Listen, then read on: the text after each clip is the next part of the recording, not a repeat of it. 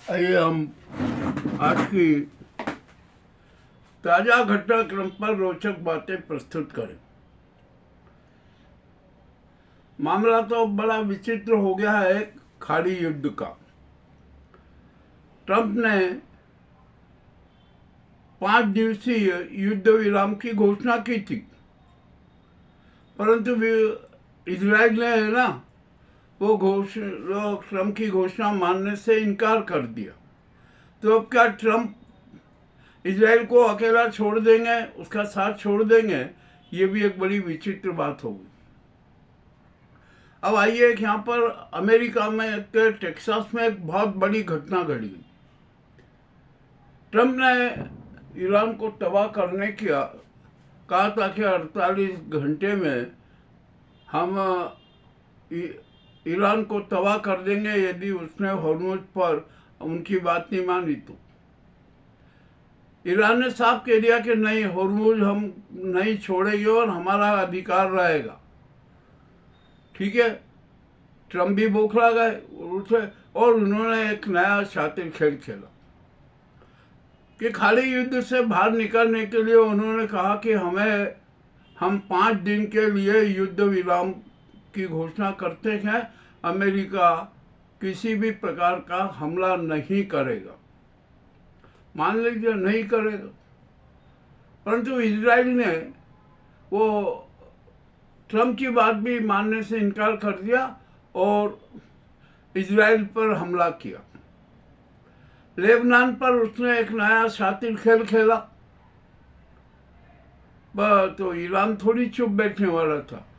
उसने भी तेल अवीव में इजराइल पर भयंकर हमले किए और लगभग 400 मिसाइल से हमले की दी।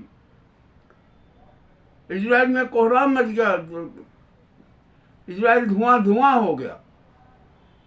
अब क्या किया जाए, कुछ भी नहीं कह सकते ना। परंतु अमेरिका में एक बड़ा विचित्र हादसा हो गया। आखिरकार ये उस हादसे की रिपोर्ट अभी तक नहीं आ रही कि सच क्या है। टेक्सास में अमेरिका की रिफाइनरी है और आधे अमेरिका को उसी रिफाइनरी से ऊर्जा तेल की सप्लाई होती है। उसमें अचानक विस्फोट हुआ और विस्फोट होते भयंकर आग लग गई। आग तो अभी भी जारी है। अब मामला बड़ा विचित्र हो गया कि ट्रंप आखिरकार क्या ये नाटक हो गया। ट्रंप को भी समझ में नहीं आ रहा है, ये कोई हमला नहीं हुआ है। आखिरकार ये घटना कैसे हुई, अब इसकी उच्च स्तरीय जांच होगी। करो जांच, जो करना है। प्रकृति तो है ना, जो भी अहंकार पालता है उसका अहंकार तोड़ देती है, किसी भी रूप में तोड़ देती है। ट्रंप का अहंकार प्रकृति ने तोड़ दिया टेक्सास की रिफाइनरी में हादसा करके। अब चलिए ठीक है, जो भी हो गया, अब तो क्या कह सकते हैं। अब इसी में ट्रंप ने एक बड़ा विचित्र खेल खेला। नाटो के प्रमुख के साथ वाशिंगटन में बैठक की। उस बैठक में नाटो के कुछ राष्ट्र प्रमुख है वो भी शरीक रहे और उस बैठक में भारत पर 32 देशों ने प्रतिबंध लगाने का संकल्प कर लिया, घोषणा कर दी। मामला बड़ा विचित्र हो गया। तो आखिरकार ये ट्रंप चाहते क्या, ये भी कुछ नहीं। मेरा तो ख्याल है कि ट्रंप है ना अब बौखला गए हैं। उनकी बातों में विश्वास नहीं किया जा सकता। अब जो भी हो, अमेरिकी जनता भी उनमें विश्वास नहीं करती है और विश्व भी उनमें विश्वास नहीं करता। चलिए ठीक है, ये भी जो हो गया। अब यहाँ पर इजराइल भी नहीं मान रहा है, वो लाख इतनी विध्वंस का शिकार हो रहा है, फिर भी वो नहीं मान रहा है। तो अब ठीक है, जो भी होगा ना देखा जाएगा, क्या होगा क्या नहीं होगा। अब तो यदि इजराइल है ना अपने आप का अस्तित्व मिटाना चाहते हैं, ऐसा लग रहा है। चलिए ठीक है। अभी अभी जो मुझे कुछ घोषणाएं मिली और कुछ विशेष समाचार मिला कि 22 अप्रैल को ईरान अपना आज़ादी पर्व मनाएगा। मनाओ ना भाई, मनाना चाहिए। अच्छी बात है ना। परंतु विचित्र बात यह है कि उसमें ट्रंप मुख्य अतिथि रहेंगे। ट्रंप मुख्य अतिथि रहेंगे, ये भी हो गया, उनको सम्मानित भी किया जाएगा, जो भी होना है वो सब हो गया। तो क्या अब नेतन्याहू और ईरान भारत के प्रधानमंत्री नरेंद्र मोदी को भी अपने आज़ादी समारोह में आमंत्रित करेगा? क्या संघ प्रमुख मोहन भागवत को भी अपने आज़ादी समारोह में आमंत्रित करेगा? ये भी मामला बड़ा विचित्र है। खैर, जो भी होता है ना, देखेंगे वक्त क्या क्या गुल खिलाता है। वक्त, हम तो सब वक्त के हाथों की कठपुतली हैं, वो जैसा नचाएगा वैसे नाचेंगे। अब ईरान पर भी एक हम थोड़ी सी बात कर लेते हैं। ट्रंप ने घोषणा की कि ईरान से हमारी बातचीत चल रही है, चर्चा हो रही है और बहुत ही जल्द युद्ध विराम को मूर्त रूप दे दिया जाएगा।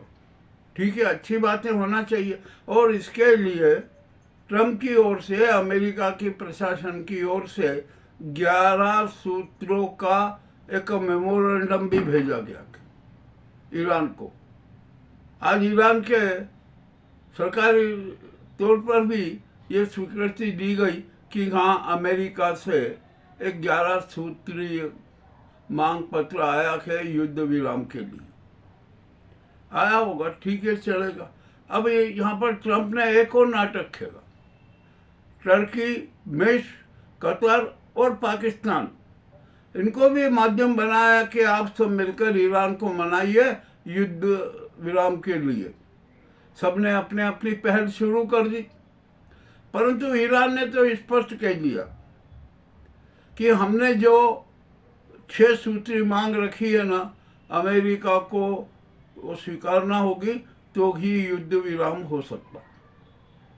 अब यहाँ ट्रंप ने आखिरकार अमेरिका की ओर से किससे बात की? ईरान के प्रतिनिधि से। कौन है? एक नाम सामने आया, कालीबाफ का। ये कालीबाफ कौन है? ये भी मामला बड़ा विचित्र है। ये खोमनई जी के खोमनई जी के खास आदमी हैं। क्या उनसे चर्चा हुई? ये अभी शंका की बात थी। कालीबाफ ने जी इनकार किया कि मुझसे ऐसी कोई चर्चा नहीं हुई। अब जो भी हुआ होना, क्या कह सकते हैं। अब या खेमोनी जी ही बता सकेंगे कि क्या होगा। मुस्तफा खेमोनी जी को बहुत जल्दी से जल्दी कुछ स्पष्टीकरण करना पड़ेगा। और मुस्तफा खेमोनी जी शायद हो सकता है कि कालीबाफ के माध्यम से ट्रंप और मुस्तफा खेमोनी जी में कुछ चर्चा भी हो जाए, कुछ बातचीत भी हो जाए। हम तो कह रहे हो जाना चाहिए, क्या दिक्कत है? बातचीत कीजिए ना, कोई दिक्कत नहीं है। मगर अब यहाँ पर एक सवाल और आता है कि हम यहाँ पर संयुक्त राष्ट्र संघ की भी बात करना चाहिए। ये युद्ध विराम होना संयुक्त राष्ट्र के नेतृत्व में होना चाहिए, उसकी मध्यस्थता में होना चाहिए। और जो अमेरिका के कौन से 11 सूत्र हैं उस पर भी विचार कर ले यूएनओ। ईरान के जो 6 सूत्र हैं उन पर भी विचार कर ले। और एक कॉमन, एक जो भी सुझाव का, युद्ध विराम के सुझाव के और शर्तों का एक मेमोरेंडम तैयार कर ले।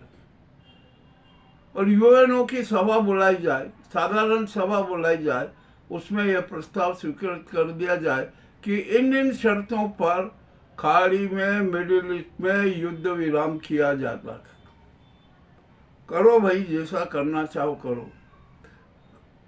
अब ईरान की तरफ से और मजेदार बात है, वे मोदी को प्रेफरेंस नहीं देते।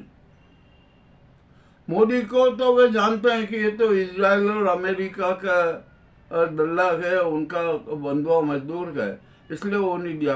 परंतु ईरान सरकार की ओर से एक बात कही गई कि हम भारत की जनता के साथ हैं, हम भारत की जनता की प्रशंसा करते हैं, क्योंकि भारत का जनता का और ईरान का संबंध आज का नहीं है, बहुत पुराना, हजारों साल पुराना संबंध है। तो ये भी मामला बड़ा विचित्र हुआ। अब मोदी जी तो भौचक के रह गए कि अरे ये क्या हो गया, जबकि उनके जो चिंटू कह रहे थे मोदी है ना, वो ही अब खाली युद्ध को रुकवाएंगे, वही युद्ध भी विराम कराएंगे, परंतु सब कुछ नाटक खत्म हो गया। अब यहाँ पर मोदी जी ने कल संसद में जो बात कही, क्या क्या बोल दिया, कैसे बोल दिया, कुछ समझ में ही नहीं आता क्या बोले। उन्होंने करीबन लगभग 24 मिनट 40 सेकंड का लिखित भाषण पढ़ा, जो कभी वो लिखित भाषण पढ़ते नहीं है। टेलीप्रॉम्प्टर पे उनका भाषण होता है, वो उसको देख के बोलते रहते हैं लच्छेदार भाषा में, परंतु पहली बार वो लिखित भाषण पढ़ रहे थे और उसमें भी सी बड़ी विचित्र बात होगी। चले अब ये किया, अब ये नाजी सरकार अब झुकी, अब उसने सर्वदलीय बैठक बुलाने की बात भी कही। और यहाँ इसमें भी मोदी जी ने अपनी तारीफ करते बहुत तारीफ की कि यो किया वो किया, परंतु सब में झूठ का पुरंदा था।